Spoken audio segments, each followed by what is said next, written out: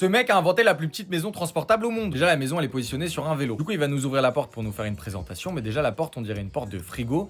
Et juste après, il va nous montrer l'intérieur qui est juste tout petit. Il y a un canapé, il y a des rangements, mais il y a plein d'autres trucs qui sont assez subtils. Bon, les deux mecs s'assoient directement dans le véhicule et comme vous allez pouvoir voir déjà, on peut pas être debout, on est obligé de rester assis. Juste après, il nous présente l'aération qui est indispensable en plein été parce que sinon tu dois brûler à l'intérieur de la maison. Il enchaîne avec la présentation du premier meuble qui vous permet de pouvoir stocker ce que vous voulez, mais à la fois aussi de faire bureau ou table à manger quand vous avez besoin de manger à l'intérieur de la maison. Et juste en dessous, il va nous présenter directement l'endroit où lui il dit qu'il range du coup les couettes ou les indispensables de la maison. Il continue en nous présentant du coup le micro-ondes et l'eau. Donc déjà c'est une dinguerie parce qu'il y a de l'électricité et de l'eau directement dans la maison. Surtout, il faut savoir que cette maison elle est aux normes. Regardez, il y a une sorte de détecteur de fumée, mais en plus de ça, il a carrément rajouté un extincteur s'il y a besoin au cas où la maison elle commence à prendre feu. Il enchaîne en nous présentant du coup le réservoir d'eau qui permet de pouvoir contenir 30 litres et qui est situé en dessous du lavabo.